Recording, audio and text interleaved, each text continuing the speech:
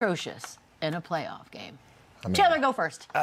We using Lawrence Frank quotes. Well, I got yelled at by him. Boogie, let it go. He was a coach. Let's keep moving. And I was a sideline reporter. Yelled at me. I was going to let it go. Go on. I don't know if I've seen so many mistakes that led into a comeback. And obviously the players are accountable for this. And whether it was James Harden getting absolutely cooked in ISO situations, or it was Donovan Mitchell not being there in the fourth quarter, or it was simply Kenny Atkinson allowing a 23-4 run without calling one timeout when he had 2 timeouts left. Going to hack a Robinson with 7.5 minutes, to me, when they were up 22 points, just showed me that this was a scared basketball team. They started bogging the game down. They started going deep into the shot clock, slowing it down. There was one play they had a 3-on-1 fast break, and they literally pulled it out because they wanted to milk the clock, and that just sent the wrong message with 7-8 minutes left in this game. So there were so many mistakes. Jalen Brunson was sublime in this fourth quarter. Like, he had so many tough shots. But this is what he does. Like, why did it take so long to double team him to get him to get the ball out of his hands? Why did it take so long to get James Harden out of there when he wasn't really going nuts offensively? And Max Strus, who's been doing a great job defensively all playoffs long, is sitting on the bench. Sam Merrill was on the bench when that started. Mobley was on the bench when that started, who, if Wemby never existed, he'd be one of the best defensive players. He'd win Defensive Player of the Year. And then we have Schroeder and Keon Ellis on the bench, who are fantastic on-ball defenders. And you're allowing them to put James Harden in situations where he struggles. And he got cooked when it mattered the most. And again, he had a big pull-up there at the end, but that's really all he contributed down the stretch. So this was a combination of just, I think, bad coaching and just bad executing, bad substitutions, just kind of a real combination of everything bad that happened for Cleveland. And Jalen Brunson exposed them. He found the open man when they did start doubling him, and he made an insane run there in the fourth quarter. I almost turned the game off. Yeah. I think a lot of people probably did, but the Jalen Brunson I turned it off and turned it back on. It's crazy. This. I don't like to say choke job either, but this. Because Lawrence Frank told you. But every once in a while you gotta. But Chandler, every once in a while you gotta call a spade a spade. You don't even know where to place blame in this. It was so many opportunities for the Cleveland Cavaliers to make adjustments to stop this from happening. Nothing was adjusted, from the coaching to James Harden to having Schroeder on the bench. Like, I understand he's 1 for 9 from the field, but that's not what you asked Dennis Schroeder to do anyway. You asked him to junk up the game, guard your best players, and give you an opportunity to get stops. In a collapse like that, where you got a guy like James Harden in 19 straight switches that a team is seeking him out, you put somebody else on the floor that can kind of patch that up for you. So that's on Kenny Atkinson. Also, and like Chandler just said, you have 2 timeouts that you can go to those adjustments, to put other people in the game, to give you an opportunity. Didn't do that as well. James Harden didn't take the challenge as well. Like, we can talk about all of these other guys, but when a team is seeking you out, you got to sit down. Like L. Frank said that to you. I also had a coach tell me it's no help when somebody is straight line driving you. If somebody is going straight down the gut of your defense, we can't even help you with that. That's something that you got to be able to keep the ball in front of you. So time and time again last night, from the fourth quarter to the overtime, it was a total collapse from the Cleveland Cavaliers. But it started with James Harden, and it ended with Kenny Atkinson. I agree. To piggyback off of Lewis, started with James Harden, ended with Kenny Atkinson. It was to a point where I thought the best decision for the Cavaliers to try to close that game out was to pull James Harden. I think anybody in that situation would have been better, especially with, the performance down the stretch. Like you said, he wasn't having the greatest offensive night. The urgency wasn't there. The poise wasn't there. The leadership wasn't there.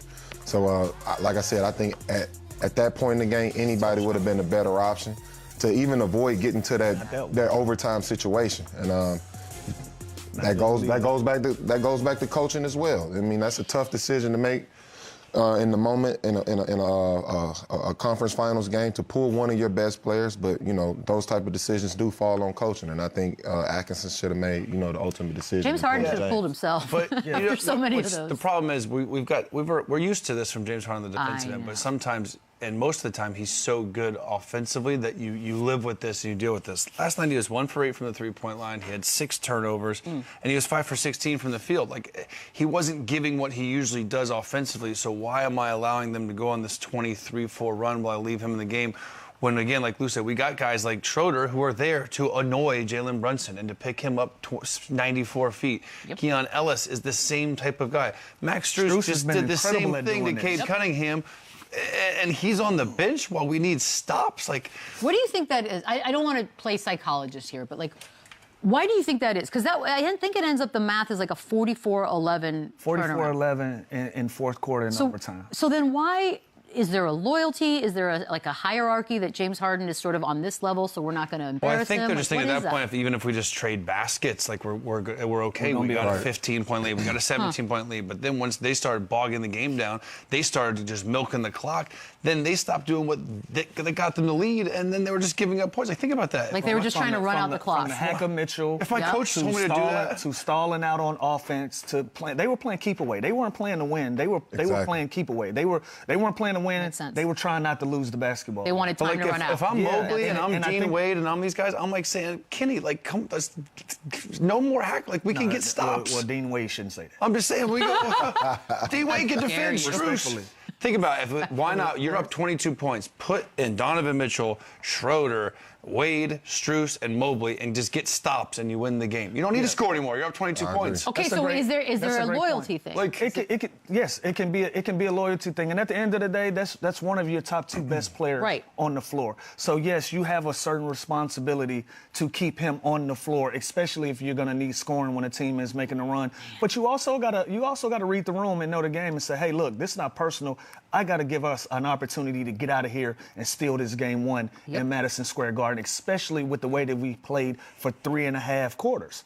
This was a game for us to win. This was a great opportunity for us to start this series off before this team got going. It felt like in the fourth quarter, New York finally woke up. They probably were a little rusty, and they started playing the basketball that got them to this position. And Cleveland just didn't respond well from it. From the players not playing with any pace, not playing with any aggression after getting a big lead, to Kenny Atkinson not making any adjustments. It just was a total meltdown from top to bottom. You took the building out of it, everything. It was like quiet in there. Yeah, the fact that this game goes into overtime and you lose by 11 points. Like, how does that happen? That just tells me you took your foot off the gas. The Knicks covered. And you let Landry Shamet become part of this basketball game. And at the same time, you don't want to just make this about Cleveland.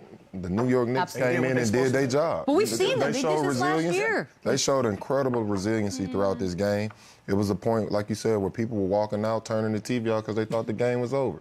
Hey, it's not over till the fat lady sings, and the Knicks came out and they did it. She definitely was. I mean, they did it. They did it against the Celtics last year. I mean, they were down 20, like a couple of times. Came back. I just don't understand. You know how the Knicks are built. You know who the shots are going to, and it's still nothing defensively. Like, not even a trap, a soft trap across half court. What have we seen all playoffs long? Just take the ball out of his hands. Thank you, Boogie. Take the ball out of his hands. We've watched all playoffs long. We've watched teams take the ball out of the best player's hands before he crosses half court. We're going to let somebody else do it. Exactly. You're not going to do it. They allowed Jalen Brunson to play in. He's the best ISO player in the game. He's the best ISO player in the game. Y'all let him walk down, seek out the switch that he wanted, and he played 1-on-1 for 7.5 minutes. Yes. Unacceptable. And think about Clarkson, 3 points. McBride, 0 points. Like, OG was 1 for 6 from the field. Like, these are the type of guys that I would rather sleep well at night knowing that they beat me and made shots than Jalen Brunson, who's been doing this for years. Clutch player of the year, like, down the stretch. Most fourth quarter points. Like, that's the guy that you let go on a single-handedly individual 10-0 run. Against the same guy that's guarding him, and no adjustments, no timeouts to even give the poor guy a break. Why are we keeping timeouts? Like, you don't get them. You don't get to 2 more. In that game with 2 timeouts is crazy. Again, you take yourself out of rhythm. You're playing well enough to win the basketball game just by playing with pace, and then you start this hack-a-shack thing with Mitchell. With 8 minutes to go in this basketball game. That is soft. That tells me you're taking your foot off the gas. And at the same time, you're taking momentum away from guys that can score the ball at a high clip. So, yes, James Harden had to sit down and play some defense, in which he didn't. But Kenny Atkinson had opportunity after opportunity after opportunity to adjust to the run that the New York Knicks was making, and he didn't do it. That's just scared coaching to me, man. The hack of Robinson, the scared decision not to pull out your Hall of Fame player. Or he knows his personnel. I think that is scared. That is scared. That is soft. And it could be lost. It could be that too, but might be a sign he knows his personnel. You know what, though? Like, let's think about this. Let's say he did pull James Harden yesterday. And I don't even know what the ending matters. But if he would have pulled James Harden... They'd probably win the game. But would anybody be on him today? If you pull James Harden and you win the basketball game, I don't care if he's upset. What if you pull him and you lose? Do we kind of manipulate this? But listen. There's always that fear that, okay, now, and then if they go cold offensively, then it's going to look bad with James on the bench. Again, that's a calculated risk. But what was happening defensively with him? Better than the 40-10 run. But you can't coach worrying about what outside opinions feel about your decision making.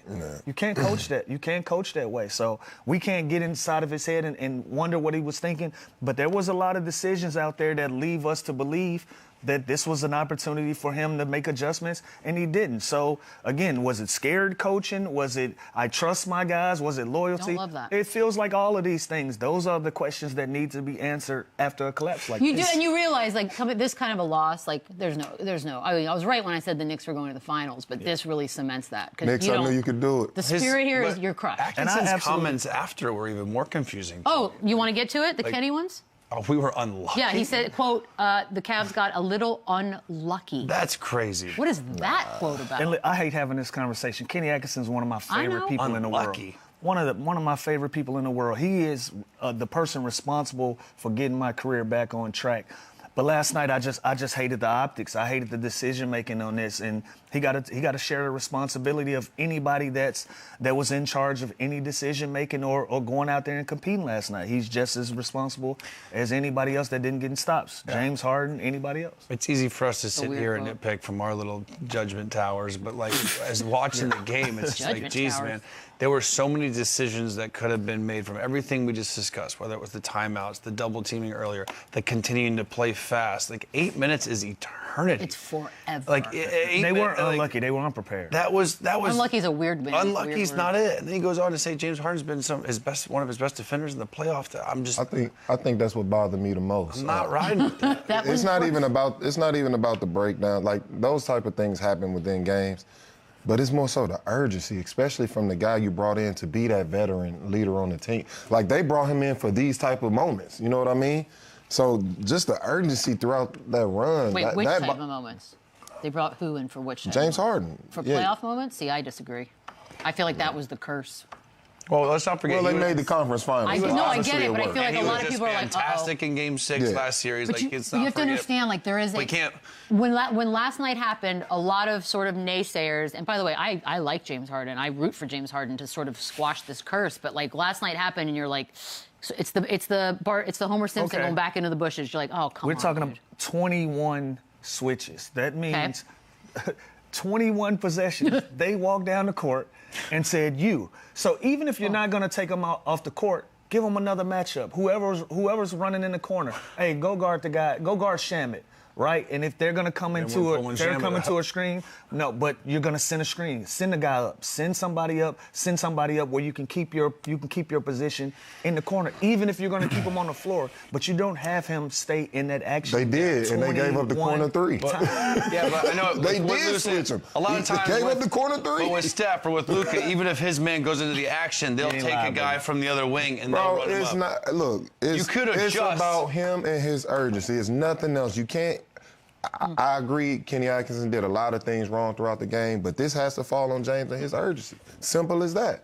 We've seen this time and time again, and we're making every other excuse as far as the hiding him in the defense, putting him up. I don't think they switched him, put him in the corner. He gave up 2 corner threes. Like, I don't think we make an excuse. I think we're giving you a laundry list of things they could have possibly done. And it starts with James and the urgency. Simple as that. Yeah. Does he want it or not? We've seen this time and time again. I mean, we know he does wants he want it. But do we know it? Well, doesn't he? I mean, wasn't that the whole point of this? He wants it. I don't think that's... From the eye test alone, it didn't look like he wanted.